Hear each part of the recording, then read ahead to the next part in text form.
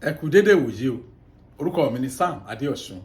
Ojo Aanu olóde sí ojú ìwòran yín àti sí etí ìgbọ́ yín, ẹ jẹ́ á gbàdúrà. Ọlọ́run wa yin orúkọ yín lọ́pọ̀lọpọ̀ fún àǹfààní ọ̀tun ìtẹ́ fún wa. Pé kájọ kẹ́kọ̀ọ́ pọ̀, kájọ wo ọ̀rọ̀ yín, ká lè jẹ́ olùṣe ọ̀rọ̀ náà. Mo gbàdúrà ọ̀rọ̀ Ọlọ́run yóò tún ayé yín ṣe lórúkọ Jésù. Ògo ni fọ́nà lókè ọ̀run ní orúkọ Jésù Kristi Olúwa wa. Àmín. Tọ́ èèyàn ọmọ Ọlọ́run mà tó dúpẹ́ fún àǹfààní ọ̀tun ìtí Ọlọ́run fún èmi àti yín lónìí. Àǹfààní ńlá ni ọ̀gọ̀rọ̀ àwọn èèyàn ẹgbẹ̀lẹ́gbẹ̀ wọn bíi tiwa wọn ò nírú àǹfààní bẹ́ẹ̀ jẹ ẹlòmíì ti di ìjẹ ẹlòmíì ti di ó ti dẹran kó lọ́wọ́ àwọn ará bíi wọ́n ti fi jújú wọ́n ti fi bò wọ́n lójú ṣùgbọ́n adúgbò tó pé Ọlọ́run ṣì wà níyè ògo ni fún orúkọ rẹ̀.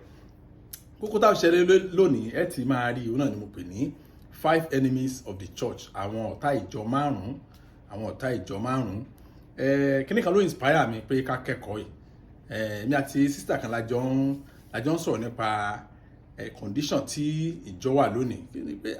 ọ̀rọ̀ yẹn pọ̀ gan lọ́jọ́ yẹn. Wọ́n sọ kíní kan fún àǹtí ó fẹ́ dàbí pé ṣé kí n pè ní shocking ni ó shock wọn gan seriously wọ́n dákẹ́ lọ wọ́n wojú mi ṣé ló dàbí pé ìgbà àkọ́kọ́ tó máa gbọ́ lẹ́nu mi ní so kò yà mí lẹ́nu. Mo sọ kíní kan fún wọn mo ní ìjọ tòní ó ti kọjá àtúnṣe. Wọ́n wò mí sí wọ́n ní today's church is beyond repair. Mo lóòótọ́ ni wọ́n sọ pé wọ́n nígbà míì wọ́n làwọn máa ń wonder kí ló dé pé mi ò fún church ní chance. Wọ́n ní mi ò fún church ní chance. Mo ní kì í ṣe mi Jésù ní kẹjá bi léèrè. Mo nítorí ọ̀rọ̀ ẹ sọ nígbà nínú ìwé Luke chapter 18 verse 8 tí Jésù ṣe sọ̀rọ̀ kan mo ní ṣùgbọ́n ṣe rí àwọn èèyàn ò ka ọ̀rọ̀ yẹn sí nítorí pé wọn ò fi òye gbé. Mo ní tí èèyàn bá ń sọ̀rọ̀ ó yẹ ká máa fòye gbé ọ̀rọ̀ tó bá ń sọ. Mo nígbà tí ọba àwọn ọba ọ̀rọ̀ tó ló ń sọ ó ń sọ nípa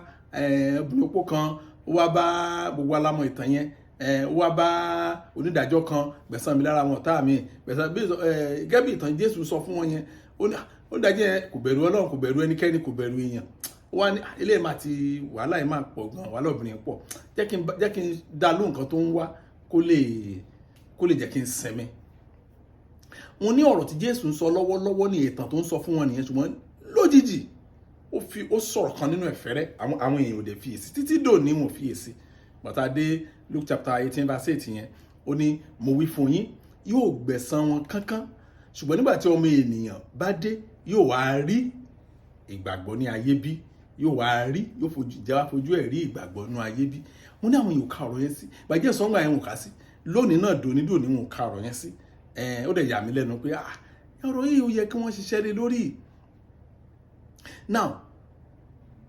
kí ló lè mú Jésù máa sọ ìtàn obìnrin kan àti onídàájọ́ kan tóbìnrin yẹn ń wá ọ̀nà àbáyọ tó dẹ̀ yọ onídàájọ́ yẹn lẹ́nu tó onídàájọ́ yẹn sọ pé wàhálà obìnrin ti pọ̀ jù kí tí ẹ̀ dá lóhùn kò jẹ́ kí n sinmi kí ló wá kan. Ṣùgbọ́n nígbà tí ọmọ ènìyàn bá dé yóò wá rí ìgbàgbọ́ nínú ayé kì í ṣe pé àwọn kan máa ń misquote wọn tó máa bá ìgbàgbọ́ ṣó máa rí ṣó máa fojú ẹ̀ rí ó máa bá ìgbàgbọ́ náà church máa pọ̀ dáadáa nígbà tí Jésù bá dé church á pọ̀ yàrá kọ̀ọ̀kan ṣọ́ọ̀ṣì kọ̀ọ̀kan tajà tẹ̀rán láfẹ́ ṣe pastor láfẹ́ dájọ́ lẹ̀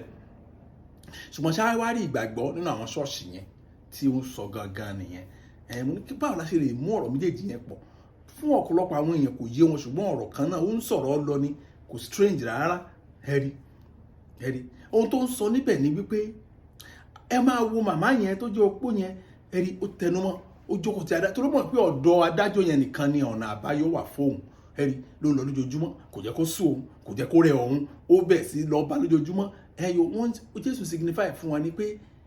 a rí tiẹ̀ ṣe ṣùgbọ́n nígbà tó máa padà wá ṣé kìrìsìtẹ́nì á máa hùwà báyìí ṣé wọ́n á dúró ti Ọlọ́run ṣé wọ́n ṣàtàwọn pé irọ́ mi níyàbò mi ò Jésù yẹn láṣẹ tèmi o tẹ́sán máa tẹ́ra mọ́ nítorí nǹkan tó ń tra ti sọ bẹ́ẹ̀ nìyẹn. Tẹ́yìn náà bá dẹ̀ wò bẹ́ẹ̀ pé kò rí bẹ́ẹ̀ mọ́ àwọn ìbò aṣọ wọn ní the church has become a shadow of itself. Ẹ má jẹ́ tanra wa kìrìsìtẹ́nì gbogbo wa tá a bá fẹ́ tanra wa lókù tàbí tá a fẹ́ wà emotionally charged la máa ní wẹ́ẹ̀l kò sí wẹ́ẹ̀lì ń bẹ̀ kò sí wẹ́ẹ̀lì kankan nínú ọ̀rọ̀ tá à ń sọ yìí. Kókó tó wà bẹ́ẹ̀ ni wípé ìjọ tá a pè ní ìjọ Ọlọ́run ó ti forí ṣánpọ́n kì í ṣe ìjọ Ọlọ́run lókè ìjọ bísínẹ́sì ìjọ babaláwo àti babaláwo àti ìjọ tó ń ṣe ìjọ Ògún àìjọ tó ṣe gbogbo wọn pátá torí owó náà ni gbogbo ẹ̀, nǹkan tíjọ dá lónìí òun náà ni owó ẹ̀rí. ṣẹ́rí kíní kan ló dẹ̀ fà á tí ìjọ fi di dàkudà lónìí, torí pé àwọn ìwà kan wà tó jẹ́ ọ̀tá fún ìjọ. Ó lè farahàn ní ìdílé, kò sí nǹkan tó kọ̀nsánù ẹnikẹ́ni. Ó lè farahàn láàrin ọ̀rẹ́, ó lè farahàn níbi iṣẹ́, ṣùgbọ́n tó bá ti farahàn ní ìjọ, Ọlọ́run ò sí ń bẹ̀ mọ́, àdúrà ò gbà mọ́ nìyẹn, nǹkan ti yíwọ́ fún wọn nìyẹn. Torí ẹ̀ ló ṣe pàtàkì gẹ́gẹ́ bí adarí tàbí ọmọ ìjọ kẹ́ ẹ máa watch out fún àwọn kíní wọ̀nyẹn. Tẹ́ bá ti ń rí tí àwọn adarí yín ò bá ṣiṣẹ́ lé lórí, kẹ́ ẹ ti mọ̀ pé abẹ́ ọ̀run tó tilẹ̀ wà, kó sí ẹ̀kọ́ tí èmi àti àǹtí yẹn tí mo kọ́ wọn lọ́jọ́ yẹn nìyẹn. Àwọn náà dẹ̀ gbà pẹ̀lú wọn ní àwọn lóòótọ́ ni wọn lálábàjọ kìrìsìtẹ́nì gbàdúrà lálábàjọ kìrìsìtẹ́nì gbàwẹ̀ alábàjọ kìrìsìtẹ́nì àmọ́ wà náà. Báwo ni ẹjọ́ tó lọ lọ́run, báwo ni ṣe máa sọ fẹ́ nìkan pé ìyá kan ló wà nínú ìdílé yín tó ń yọ ẹ́ lẹ́nu, so lọ gba ọjọ́ mẹ́ta sí náà tí ìyá tó ń yọ lẹ́nu yẹn tí ò lè jáwọ́, ṣé agbára Ọlọ́run sí ni? Àwọn ìbéèrè tèmi béèrè lọ́wọ́ ara tèmi nígbà yẹn nìyẹn. Nígbà tẹ́ ní ẹnìkan ló ń yẹ mí lẹ́nu, kí la máa ṣe sẹ́ni tó máa fi kúrò? Wọ́n á wá ọ̀rọ̀ sọ fún wa, wọ́n lè ní agbára ẹ ti pọ̀ jù, and so on and so forth. Ní kúkúrú, ẹjá ìtì lọ wo àwọn ọ̀tá márààrún. Bá a ṣe wọn yẹn mẹ́rin máa béèrè lọ́wọ́ ẹ pé ṣé kí ní ò ti máa farahàn ní ṣọ́ọ̀ṣì mi báyìí? Ṣé àwọn adarí mi ṣé wọ́n ṣiṣẹ́ lé lórí báyìí? Ṣé kìí ṣe pé wọ́n ń wò báyìí? Ẹ̀rí àkọ́kọ́ náà pè ní divisiveness, tí Yorùbá pè ní ìyapa. Àwọn kó lè jẹ́ wàrà division, ibẹ̀ ni wọ́n ti mú divisiveness wọ̀, division, ìyapa. Ṣé rí ìyapa ó ní irinṣẹ́ tó le jù Sátánì lò láti fọ́ agbára kìrìsìtẹ́nì, láti bà tìjọ jẹ́. Ìyapa ni number one. Ẹ wo èèyàn ló fa ìyapa wa o. Ọ̀nà méjì dẹ̀ ni ìyapa ti ń fara hàn, ọ̀nà méjì ni. Ìgbà mi ó lè jẹ́ honest disagreement, bẹ́ẹ̀ ni ó lè má jẹ́ ọ̀nà yídàyídà. Ìyapa tẹ́ ń wù yẹn ó lè jẹ́ honest disagreement pé kí ni ṣé àtàfẹ́ rà yẹn, jẹ́ ká ra ṣíà red, ẹnìkan no báyìí ṣe lè ra ṣíà red, ẹ jẹ́ ká ra blue náà, red yẹn ti ṣe yòyò jù nínú ẹnìkan. Ṣe pé àwọn méjèèjì fún ìtẹ̀síwájú ìjọ yẹn ni òun náà ń sọ o, ṣùgbọ́n tí wọ́n bá kíyèsára division máa fara hàn. Ọ̀nà kan tí division máa wọnú ìjọ ni. Ọ̀nà kejì ni immaturity, tàbí that is ìwà ọmọdé ló máa ń fa àwọn kan wíní tọmọdé ń jà sí ẹ máa bá pàdé, tàbí ká sọ pé act of controlling. Àwọn kan máa wà nínú ìjọ tó pé tí wọ́n ṣáà ní pé kán control ẹlòmíì, kán control others, àṣẹ tí wọ́n ló gbọ́dọ̀ múlẹ̀, tẹ́ bá dé ẹ̀ka ṣe wọ́n múlẹ̀ wọ́n ò kọ̀ọ̀kan bàjẹ́. Àwọn kan tó máa ń fa ìyapa nìyẹn nínú ìjọ. Ẹ̀rí ìmọ̀ràn kan ńlá kan wà tá bá ka Bíbélì, tá bá farabalẹ̀ ka Bíbélì, àwọn nǹkan wọ̀nyí ni Ọlọ́run ti sọ fún wa tó lè yẹ kí àwa fúnra wa kábẹ̀sì mójútó. Ṣùgbọ́n mi blame ọ̀pọ̀lọpọ̀ kìrìsìtẹ́nì, ní tí mo kàn blame wọn sí ni wípé wọ́n rí pé nǹkan tó ń ṣẹlẹ̀ ńbẹ̀ yẹn ò dáa, wọ́n dẹ̀ jókòó pa síbẹ̀. Wọn ò sọ̀rọ̀, ẹlòmíà máa kùn sínú ni, kò ní sọ̀rọ̀ jáde. 1 Corinthians chapter 1 verse 10 kìíní kan wà ń bẹ̀. 1 Corinthians chapter 1 verse 10 bẹ́ẹ̀ sọ pé mo bẹ̀ yín ẹ̀yin ará ní orúkọ Olúwa wa Jésù Kristi pé kí gbogbo yín fohùn ṣọ̀kan, kí ó má sì sí ìyapa láàrin yín, àti pé kí a lè ṣe yín pé ní inú àti ìmọ̀ kan náà. Ṣẹ̀rí kó má sí ìyapa yín pé now I plead with you brethren by the name of our Lord Jesus Christ. Ṣẹ̀rí pé ẹ̀bẹ̀ yẹn pọ̀, by the name of our Lord Jesus Christ, that you all speak the same thing, and that there be no divisions among you, but that you will be perfectly joined together in the same mind and in the same judgment. Ẹ̀rí tó bá ti ń di pé a ní kankan tá a fẹ́ fohùn ṣọ̀kan, owó gbogbo ìjọ náà máa gba ọwọ́ oníkàkùn náà máa gbowó yẹn o, ṣùgbọ́n àwọn méjì ló máa sọ, àwọn méjì ló máa ṣe. Ẹ̀rí kò sẹ́lómi tó lè béèrè gan. Tó bá ti ń di bẹ́ẹ̀ ẹ lè béèrè, ẹ lè sọ̀rọ̀, ẹ lè free access láti bá pásítọ̀ yín sọ̀rọ̀. Àwọn kan ló ní free access, àwọn kan ló lè wá pásítọ̀ yín délé. Tẹ́ bá dín òun tẹ́ máa gbọ́ tẹ́ bá dánwò tẹ́ máa gbọ́ ẹ̀rí ìyapa kò sí ẹlẹ́yàmẹ̀yà kò ní sí àwa la lówó jù àwọn yóò rí ṣe kò ní sí yẹn bẹ̀ ṣẹ́rí tí adarí ò bá lè ṣiṣẹ́ lé lórí ewu wà fún gbogbo èèyàn títí kò ń gan fúnra ewu ń bẹ níbẹ̀ báwọn àwọn adarí tòní ti fẹ́ ṣiṣẹ́ gbọ́dọ̀ pé divide and rule tactics ọ̀nà ń lò tactics yẹn ni ọ̀pọ̀lọpọ̀ àwọn adarí nù àwọn pastors tẹ̀ ń wò wọ̀nyẹn ẹ má bínú tábà ìránṣẹ́ Ọlọ́run ní bíbáyìí ká lè ṣe àtúnṣe ní o kì í ṣe kó bóyá adójú ìjà kọ yín èèyàn ọmọ Ọlọ́run tẹ́ bá rí divide and rule tí ọ̀pọ̀lọpọ̀ pastor ń lò lónìí ẹ̀rù abáyín pé gbogbo adẹ̀sọ́ pé àlè ilé lógo nígbà tí ìwé Romans chapter 16 verse 17 and 18 ó ní èmi rọ̀ yín ará kí ẹ máa ṣọ́ àwọn tó ń fa ìyapa nǹkan tí bèèrè sọ nìyẹn ẹ máa ṣọ́ àwọn tó ń fa ìyapa àti àwọn tó ń mú ohun ìkọ̀sẹ̀ wá sí ọ̀nà yín èyí tí ó lòdì sí ẹ̀kọ́ tí ẹ̀yin kọ́ ẹ yà kúrò ní ọ̀dọ̀ wọn verse 18 ní nítorí irú àwọn ẹni bẹ́ẹ̀ kò sin Kristi Olúwa wa bí kò ṣe ikùn ara wọn nǹkan tán fẹ́ ṣe nìyẹn tán fẹ́ jẹ náà ń wá wọn ò kíà fún ẹnikẹ́ni nítorí irú àwọn ẹni bẹ́ẹ̀ kò sin Kristi Olúwa wa bí kò ṣe ikùn ara wọn nípa ọ̀rọ̀ rere àti ọ̀rọ̀ dídùn ni wọ́n fi ń yí àwọn aláìmọ̀ kan ní ọkàn padà kò sọgbọ́n tí wọn ò lè lò kò tactics tí wọn ò lè lò wọ́n á ṣàfẹ́ prove pé àwọn làwọn lè ṣe ẹlòmíì ò lè ṣe mọ́ wọ́n máa manipulate àwọn èèyàn kì í ṣe pásọ̀ nìkan ló ṣe bẹ́ẹ̀ o ọmọ ìjọ náà ṣe bẹ́ẹ̀ o àwọn olórí ẹgbẹ́ ń ṣe bẹ́ẹ̀ o ẹ̀rí àtoríṣiríṣi àwọn ọ̀nà gbogbo láti mú ìyapa wá àkọ́kọ́ ẹ̀ nìyẹn ọ̀tá ìjọ ni o tí ìyapa bá wà ní ìjọ yín tí kò rẹ̀ sí wọn ò ṣiṣẹ́ lé lórí máa sọ nǹkan ní ìjọ tiwa wípé lábẹ́ bó ti kò rí unity church yẹn ló jẹ wá lógún jù tẹ́nìkan bá dé tó bá fẹ́ mú ìyapa wá ó máa jáde ṣáà ni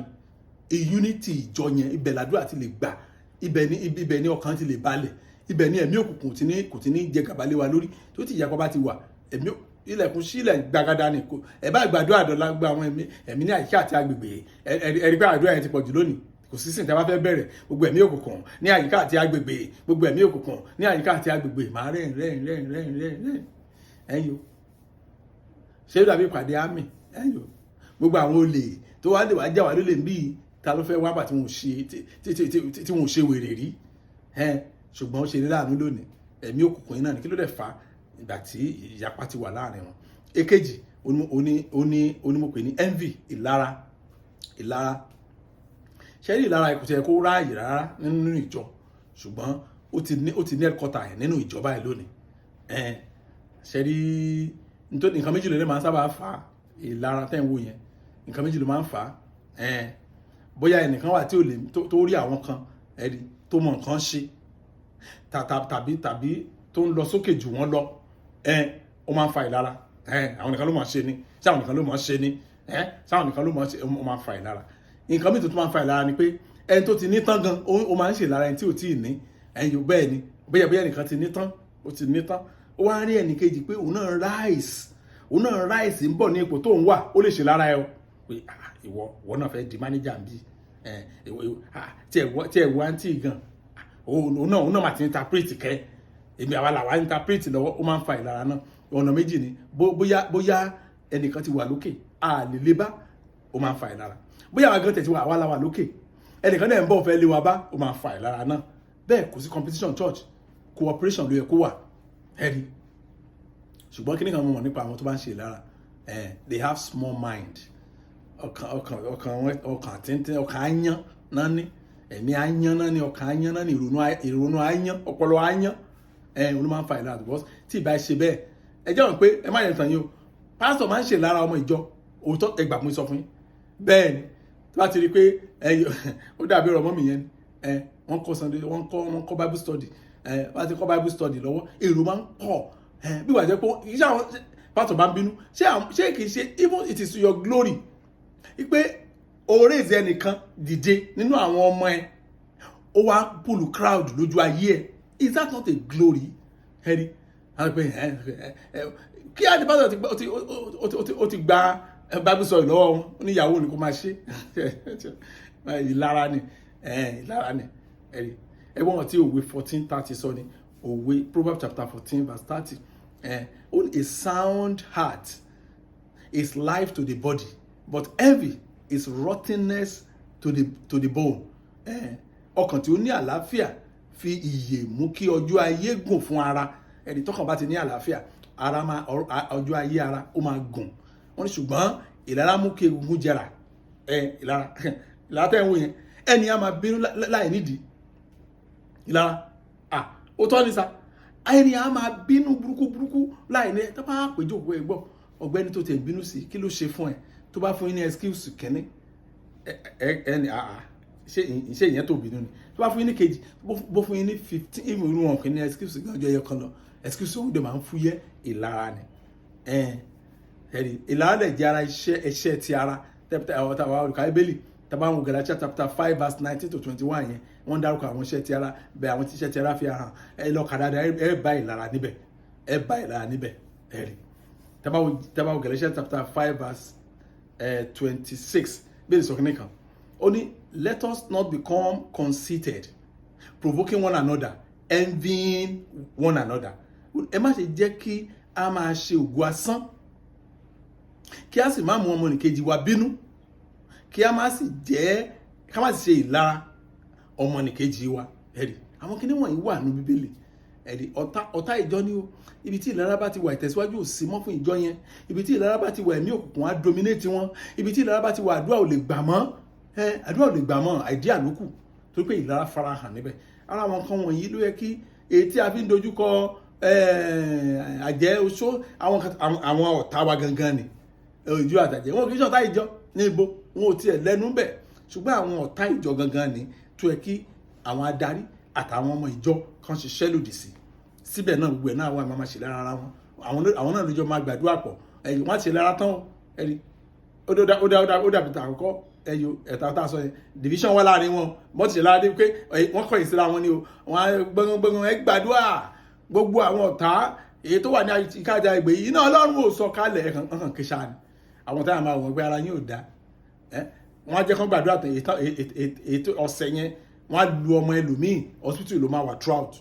inú ọ̀sẹ̀ yẹn, nígbà tó jẹ́ pé àdúrà wọn ò ní náà kò ní nǹkan ṣe. Wọ́n tún máa tan àwọn purika abẹ́jẹ́ báwọn kan jẹ́ pé purika aura powder àwọn kan máa purika steel náà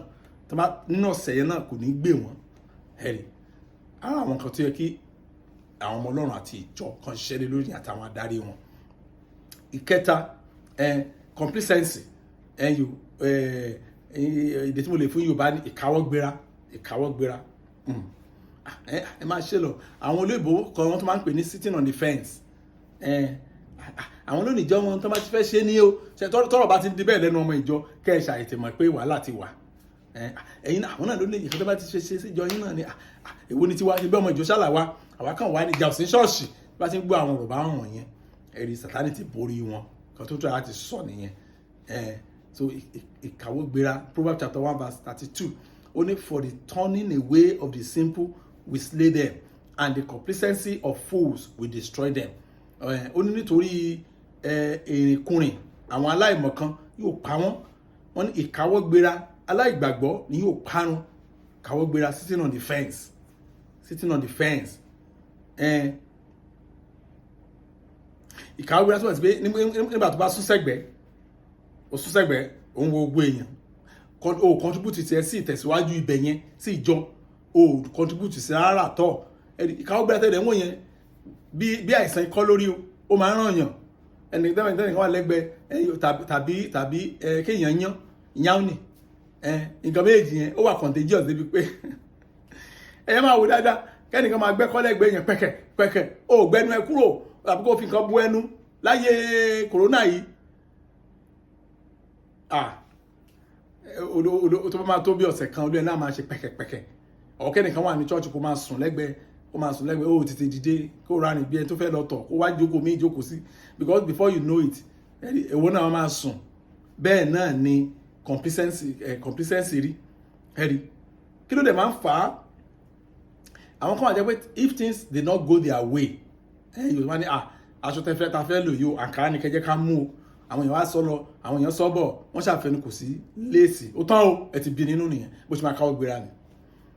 Àkàrà tí léèsì ni ẹ̀pẹ́ léèsì láfẹ́ rà ìgbàlẹ̀ máa mówó yín wá ń tẹ́ ẹ bá sọ náà kúkú ni ẹ̀bá nìkan mọ́ ara báyìí kan mọ́ ara ti ń bọ̀ díẹ̀ díẹ̀ àbòsí ti ń wọ̀ nìyẹn ìkáwọ́ gbéra ni.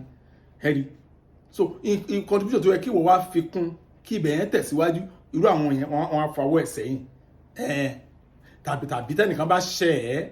ẹ́ ṣùgbọ́n ọ̀rọ̀ yẹn wọn ò resolve ẹ̀ ó ṣẹ̀ wọn ò á resolve ẹ̀ bóyá ẹni tó ṣẹ̀ ò mọ̀ tàbí àwọn adarí ò ní wisdom tó láti yanjú ọ̀rọ̀ yẹn ìkáwọ́gbéra náà máa ń ṣẹlẹ̀ ńbẹ̀ ìgbà yẹn náà máa sọ pé tó bá dọ̀lẹ́ má gbàgbé o ṣe pé àwọn tí ó ń bá wa ṣe bulletin wa tá a fi ń tẹ̀ ẹ má gbàgbé owó yín o gbà kó bá sùn ẹjọ́ bó ṣe wáyé ọjà lólédè kò sówó lọ́wọ́ mi ṣé bó ṣe ń sọ náà ní oṣù tó kọjá oṣù kẹrin sẹ́yìn ṣe bí gbà yẹn náà lọ́run gbà tán ní kò sówó bulletin ìwọ nìkan fi ilẹ̀ náà pé tẹ bá ṣì dẹ̀ da ẹ̀rí ìkáwọ́gbéra ọ̀tá ìtẹ̀síwájú pátá ni ọ̀tá ìjọdẹ ni àtàdarí o àtàwọn ọmọ ìjọ o ó yẹ ká pawọ́pọ̀ báyìí láti fatu kó nu ìjọ wa tá a bá fẹ́ jẹ́ kí ìjọ wa di rẹ̀ o tá a bá fẹ́ kí ìjọ wa rẹ̀yìn tá a bá fẹ́ di ẹni tó yẹ pé nítorí ẹ̀ka gbàdúrà sí a máa gbàdúrà sí so tẹ́ ẹ bá ti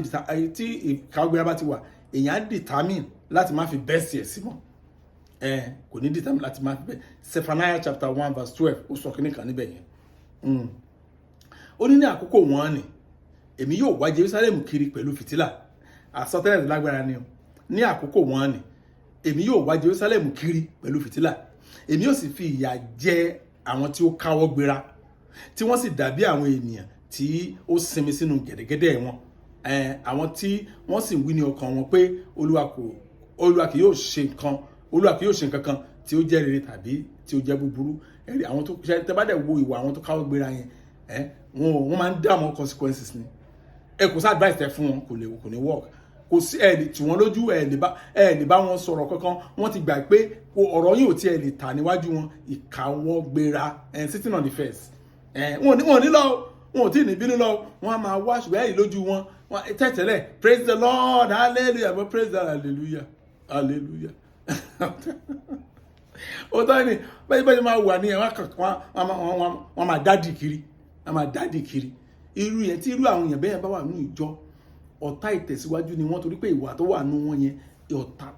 irinṣẹ́ burúkú ni fúta tí Sátánì ń lò ẹ̀yìn lájẹ́ kúrúkà kò máa dádì kòkòrò sọ pé nǹkan báyìí náà ṣe fóun akàn determine ní pòun sí lára àwọn ọmọ sí ó dẹ̀ wà ń bẹ̀ ẹ̀rí. Number 4 gossip òfófó ìbáyìí ó fọ́ nìkan pé òfófó farahàn ní ìjọ ó jẹ́ kan nínú àwọn ọ̀tá ìjọ ó fọ́ nìkan òfófó ẹ̀rí nínú nǹkan tó bà nǹkan jẹ́ jù tó tètè bà nǹkan jẹ́ jù òfófó is number 1 ó wá dẹ̀ wà very unfortunate pé ó ti wá gbilẹ̀ báyìí wọ́n ti gbé ṣíà fún níjọ láti máa ṣòfófó ṣẹ́rí ọ̀pọ̀lọpọ̀ àwọn ìtẹ́lẹ̀ wọ́n yẹn òkèjọ́ òfófó òtọ́ tó wà bẹ́ẹ̀ nìyẹn o ṣùgbọ́n wọ́n fààyè gba òfófó ẹ̀kí sọ fún ìjìyà kan ló wà fáwọn méjèèjì àwọn kì í ṣe òfófó ṣùgbọ́n wọ́n ní etí láti gbọ́ òfófó ẹ̀yẹ máa wo inú ìjọ tí Christ bá ti fẹ́ bẹ̀rẹ̀ òfófó ni oní petrol tán rọ sí mọ́tò òfófó a máa drive ẹni so lóòótọ́ wọ́n á bá yín sá o láti wá sọ̀rọ̀ fún yín o wọ́n lóòótọ́ wọ́n á sọ fún yín lóòótọ́ ẹ̀yin ò sọ́fẹ́ lòmíì ṣùgbọ́n ẹ̀rí tí a ti gbọ́ ẹ̀ṣẹ̀ kan náà ni torí pé Bíbélì sọ̀rọ̀ kan nínú Proverbs chapter 26 verse 20 Proverbs chapter 26 verse 20 ó ní where there is no wood the fire goes out and where there is no tale bearer strife cease ṣe bẹ́ẹ̀ láìsí igi iná yóò kú ṣe gbà bẹ́ẹ̀ mà mo ní dádì láìsí igi iná yóò kú bẹ́ẹ̀ ló sọ bẹ́ẹ̀ èmi náà gbà pẹ̀lú ẹ̀ ó ní láìsí ọ̀rọ̀ ẹ̀yìn ìjà máa ń parí láìsí ọ̀rọ̀ ẹ̀yìn ìjà máa ń parí etí ẹ̀ bá fi ṣòfófó ẹnìkan fẹ́ nìkan kí ló tẹ̀sán báyìí ní ẹ̀ gangan báyìí pé nǹkan báyìí máa gbọ́ nípa ẹ̀ mọ̀ díẹ̀ ẹni tẹ́ lọ bá tẹ́ lọ ṣòfófó fún yẹn kì í ṣe òun ló fẹ́ pàwàdà kì í ṣe òun ló fẹ́ change ìwà so kí wàá ní achievement kílíkílí achieve lé lórí ló tẹ̀ ṣe gba ẹ̀mí ẹnìkan là tẹ́rù bá ń bẹ nìkan àti sọ púpọ̀ ẹnìkejì tó ń ṣe yóò dáa tó bá dé wàá tẹ̀síwájú Bíbélì ti sọ fún wa tó bá ṣe máa ṣerú àwọn èèyàn bẹ́ẹ̀ a máa ṣe wọn bí aláìgbàgbọ́ ni ẹ̀rí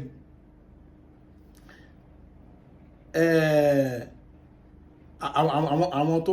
tó súnmọ́ mi dáadáa wọ́n máa ṣàmì kan wípé mi ò kí ń fààyè gba kókókó hello yes ta lẹ́ni yẹn ó dẹ̀ wá wọlé ẹ̀rọ adáde ẹ̀ pẹ̀lẹ́ máa ṣé kò sí o àǹtí Bọ́lájí ni tẹ bá rí nǹkan tí àǹtí Bọ́lájí wá ń ṣe báyìí nínú chọ́ọ̀chì nǹkan bá ní hold on hello ẹ bá mi pé àǹtí Bọ́lájí wá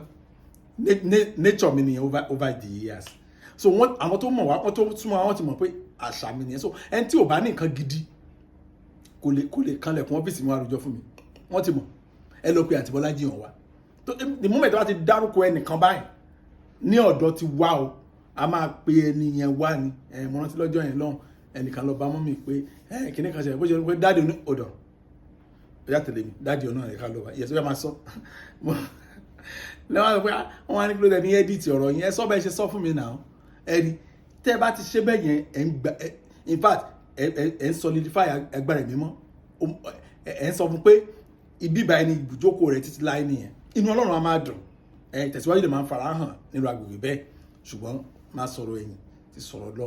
ní ọmọ ara ilé ẹ̀ máa ti lóyún ó máa ti lóyún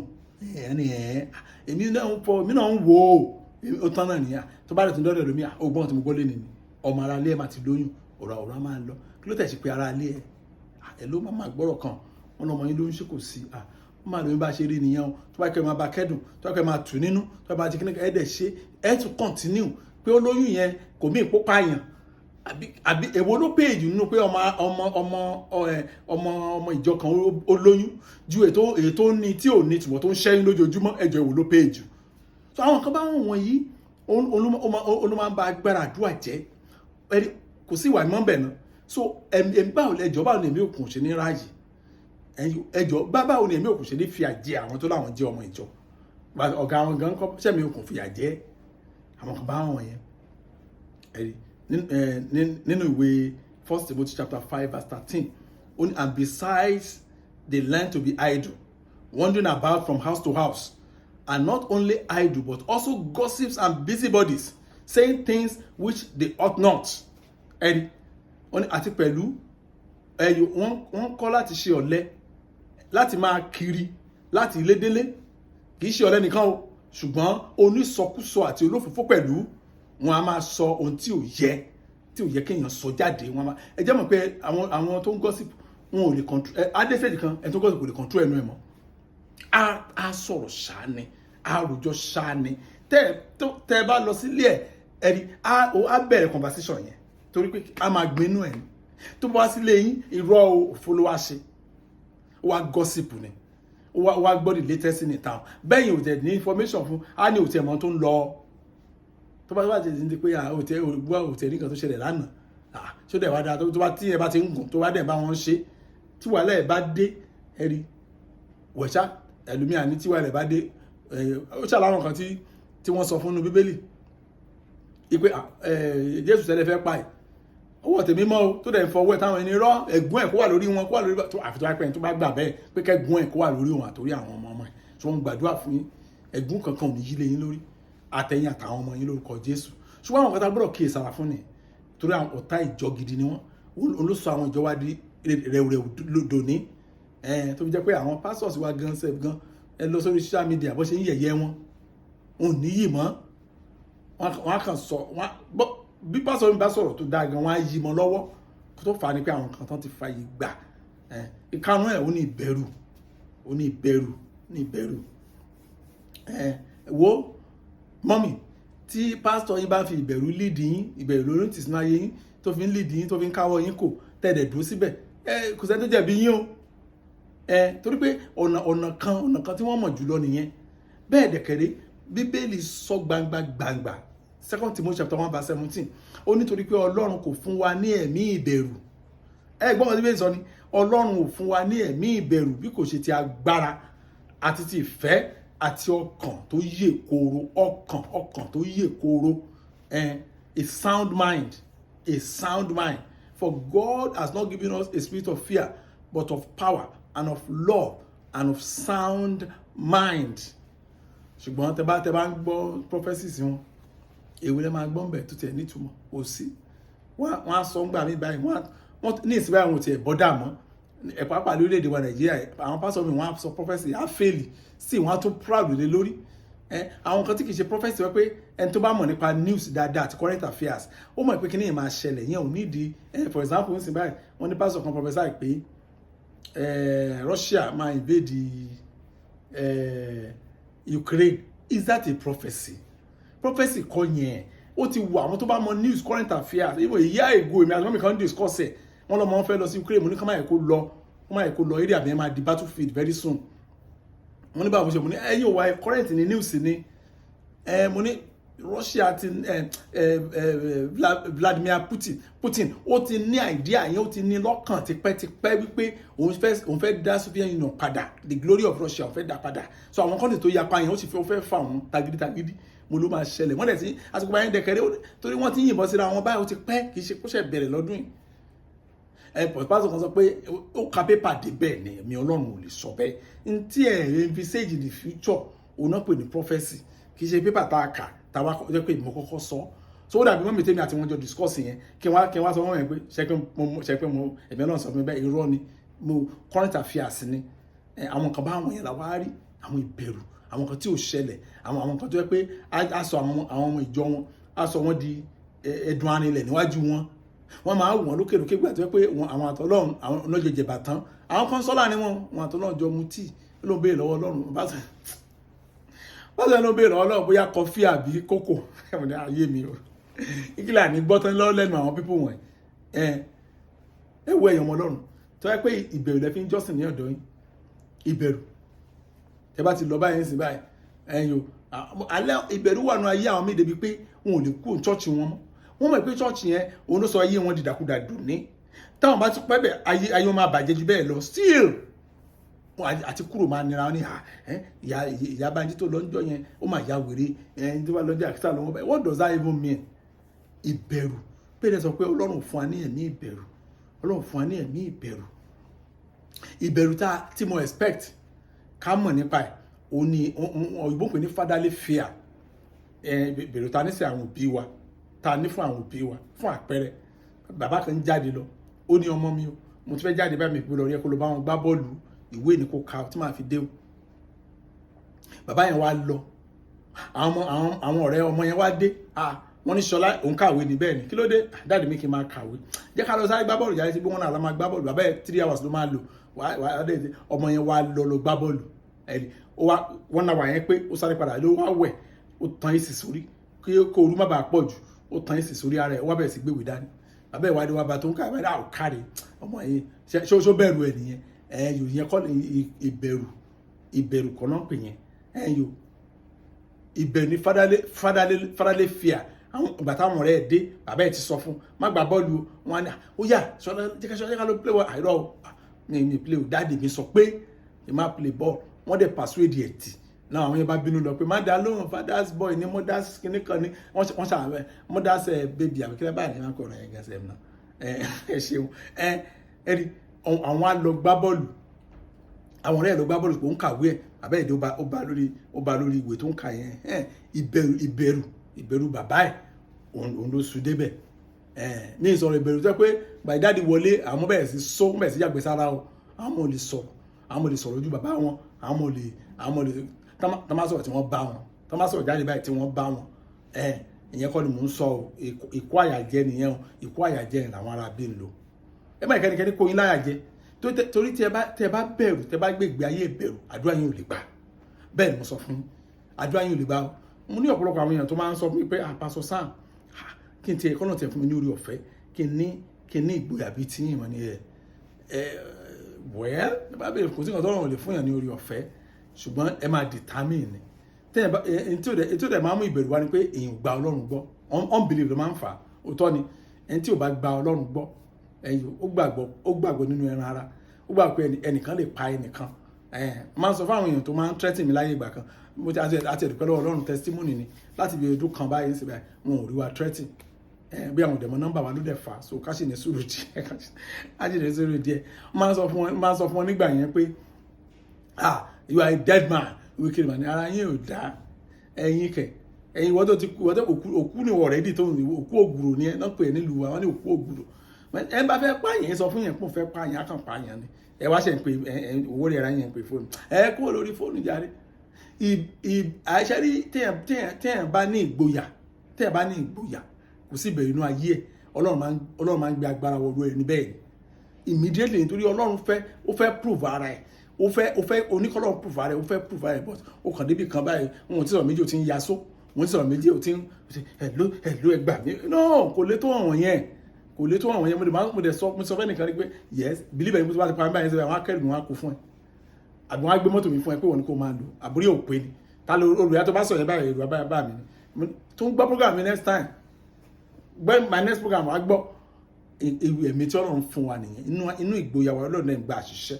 sọ jẹ́ ká sáré review nǹkan márùn-ún tá a sọ ká bá gbàgbé mo sọ fún wa pé àwọn kan márùn-ún wọ̀nyí olóba ìjọ jẹ́ lónìí o tó yẹ pé Jésù bá dé kò ní rí ìgbàgbọ́ yẹn ń bẹ̀ mọ́ o tó pé àwọn kan márùn-ún tí ò yẹ kó wà nínú ìjọ yẹn ti wà ń bẹ̀ ìkíní tẹ̀ bá gbàgbọ́ ní pé ní ìyapa division ẹ̀yin náà máa wò nínú church òfin mú àwọn kan òfin mú àwọn kan bẹ́ẹ̀ ni mo sọ fún inú church àwọn ọmọ àwọn kan wọ́n ní priority àwọn ọmọ àwọn kan ò ní priority yẹn àwọn ọmọ àwọn kan báyìí tán bá ṣẹ̀ junior don't do that kí ló fà olówó ni bàbá ẹ̀ tí àwọn ọmọ àwọn kan tó pé ìyá wọn gààrí ló ń tà iṣu sísun ló ń tà lẹ́gbẹ̀ẹ́ títì tó bá ti the same thing náà ló ṣe kẹgbàbọ̀ ló ní wá ló máa ń ṣe ẹ̀yìn ọmọ yẹn náà ní ìṣù wà nínú yín ni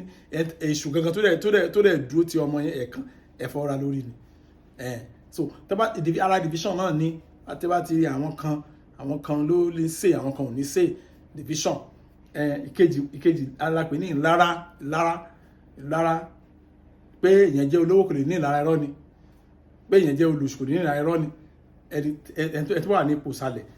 ó máa ṣe lára àwọn tó wà ní ipò òkè torí pé kò lè bá wọn ìṣẹ́ kó dúpẹ́ lọ́rùn ìtọ́lọ́run ṣe fún kó dẹ̀ wà contented kó wà contented ìwọ̀n bá tọ́lọ́run ṣe fún Olúwa mo dúpẹ́ ìtẹ́ ṣe fún mi àìmọye àwọn èèyàn lẹ́yìn mi tí ò rí nǹkan kan tí ò tiẹ̀ rí ìlàjì tèmi tán fi ọlá tèmi tọrọ Olúwa ṣe irọ́ ní ìlara tòkè la máa wò àwọn tó dẹ̀ wà lókè náà nǹkan ẹ̀rí n tó ń ṣe dépò tó wà yẹn Ọlọ́run wa mí sẹ́nìkan náà wá bẹ̀ sí ṣe àwọn kìnìyàn ayé ẹ̀ bẹ̀ sí lọ sókè wọ́n á ṣe lára ẹ̀ kó má bá dàbí tiwọn ó wà bẹ́ẹ̀ ní chọ́ọ̀chì náà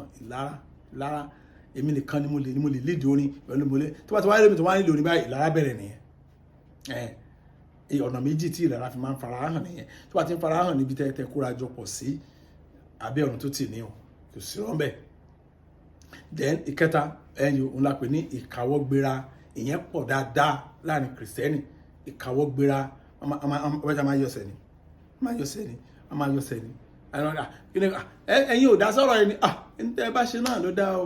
everything tẹ́ bá ṣe gbọ́ ṣẹ́bí ìsìn tẹ́ bá ṣe ló dá irọ́ ni wọ́n ti mọ̀ máa sọ pé everything yín wò ló dá tí gbogbo kan tó bá ṣe níwájú yín ló dá àjẹ́ pé èèyàn burúkú ni ibi tẹ́ bá ti wà tẹ́ bá gbọ́ pé everything tẹ́ bá ṣe ló dá ẹ sáfẹ́ nìyẹn èṣù gbénú ẹ má bínú o bẹ́ẹ̀ ni ìkáwọ́gbéra ó dẹ̀ máa ń ṣẹlẹ̀ fún ọ̀pọ̀lọpọ̀ àwọn ìjọ pé if things did not go their way bí àwọn dábàá kan àbá wọn ò wọlé ó tán o tábà wọn bá ti wọlé báyìí wọn ò bá wọn participate nìyẹn tàbí tó wáyé pé ẹnìkan ṣẹ̀ wọ́n ẹnìyẹn mọ̀ ẹnìyẹn ò mọ̀ ó mọ̀ kò mọ̀ o tó bá ti ṣẹ̀ wọ́n ọ̀rọ̀ ẹ̀wọ̀n àti ìlérí òun ò rí resolve ẹ̀rí ìkáwọ́gbéra bẹ̀rẹ̀ nìyẹn ẹ̀pẹ̀lẹ̀ kíkí wá yàtọ̀ tẹ́lẹ̀ tó bá yẹ dé bá good morning good morning ẹ̀pẹ̀lẹ̀ how are you my baby ọmọ ọlọ́mọ ló ń pè baby ara ẹ̀yẹn tọkàntọkàn ló dẹ̀ ń ṣe ṣùgbọ́n nígbà tí ìkáwọ́gbéra bẹ̀rẹ̀ kò ní sọ̀rọ̀ tó bá tó wá kí tán mọ́mí ẹ̀pẹ̀lẹ̀ ẹ ṣé máa o ẹ ṣé God bless you ẹ ṣé a máa ṣe ìtẹríba arọ́ and at the end of the day Sátánì àká máa yọ̀ ní pé òun ti rí wọn mú bẹ̀ yẹn tí wọ́n ti bá wọn níbẹ̀ yẹn kò sí effort ẹni mo lè máa sọ nínú àmọ́ ní àwọn kíní wọ̀nyí tí unity ìjọba ti bàjẹ́ tẹ̀lẹ̀ sí pé ẹni yẹn lè rí reform ẹgbọ́n dànù púpọ̀ láàrin ẹgbọ́n torí pé ìyẹn ò kí ń ṣàgùtàn mọ́ mo ṣe mìíràn nígbà kan ẹnìkan ní àìsàn bí àgùtàn nígbà tẹ́yẹ Jésù gan fi àwọn àgùntàn ní kí ni ẹjọ́ mo ní ẹjọ́ Jésù àwọn wo ni Jésù filẹ̀ wọ́n ní àgùntàn kí ni Jésù wá lọ wọ́n ní àgùntàn ẹ gbọ́ pé Jésù wá ewúrẹ́ lọ wọ́n ní òtítàn ẹ jókòó ẹ ṣé Jésù wá ewúrẹ́ lọ unity of this place ò gbọ́dọ̀ bàjẹ́ torí inú ẹ̀ ní agbára wa wà ní tí mo fi sọ ní tí mo fi dá wọn lónìí àbí ẹ̀fẹ̀ ká dúró ẹ̀yìn gbà mọ́ àwọn làwọn fẹ́ o ẹ̀fẹ̀ káwọn yín máa ṣàṣàn léraléra ara àwọn kan tó ń fà ní nígbà tí àwọn èèyàn bẹ́yẹn bá ti ń fara hàn tá a lè rí fọ́ọ̀mù ẹ̀ tì àwọn Yorùbá ní tá a pè ní bàbá tá a pè ní kọ̀kọ̀ ṣùgbọ́n tó yẹ pé the same thing yẹn náà ni ẹ tètè máa bẹ ṣe máa ẹ̀jẹ̀ ìwé kí àdúrà tí yín lè bá gbà ẹ̀rí ìkáwọ́ gbéra ẹ̀rí ìkẹrin tẹ́ bá gbà pé ní òfófó gossip yẹn ti ẹ̀rá yìí dáadáa nínú ìjọ lónìí àwọn oríṣiríṣi nǹkan tí ò yẹ kó fara hàn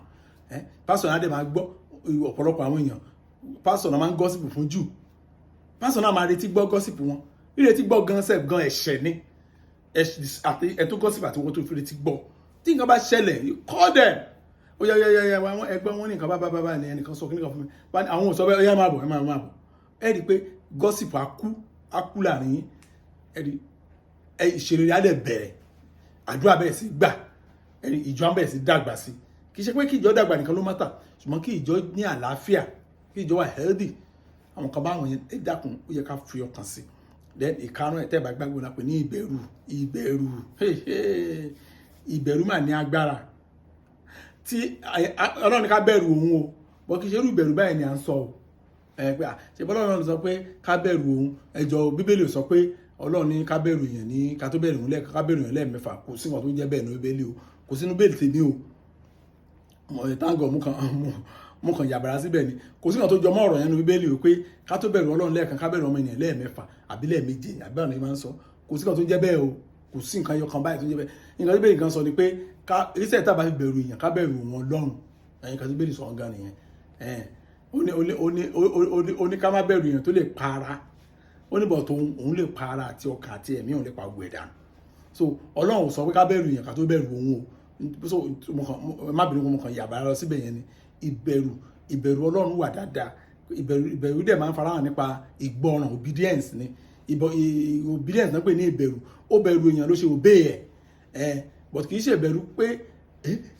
dáàdì tí ń bọ̀ ká bọ̀dì kan ìgbé àìfọ́nwé òun òbí bàbá yín dá kẹ́ dúró ìpè ní bàbá fi rìn yẹn àwọn ọmọ báyìí àyà àwọn máa jábà tí ọmọ bá ti ń bọ̀ ní pìkì bí wàá ṣẹ̀pọ̀n náà ń bọ̀ nílé irú ìbẹ̀rù burúkú bẹ́ẹ̀ òun ni mo sọ pé ìdí Bíbélì sọ pé ká gbógun tì nínú ìjọ wa pé no even àwọn pastors wa èèyàn bíi tiwa làwọn náà ẹ̀rí they are part of us they must lead with human face ẹ̀rí tí wọ́n ti gbé àwọn kan báwọn èèyàn sí bẹ́ẹ̀ kẹ́sìbẹ̀rẹ̀ sí question ara yín pé am I in the right place kẹ́sìbẹ̀rẹ̀ sí dáhùn àwọn ìbéèrè wọn yẹn ibi tá a máa fi àdàgbà ẹ̀kọ́ ìrọ̀ sí nìyẹn mo di ìgbàgbọ́ mi dẹ̀ ni pé a ti rí ẹ̀kọ́ kan tàbí méjì kọ́ níbẹ̀ mo gbàdúrà fún yín pé bọ́lọ̀ tí ń bẹ tí ẹ̀mí ẹ̀ ń bẹ láàyè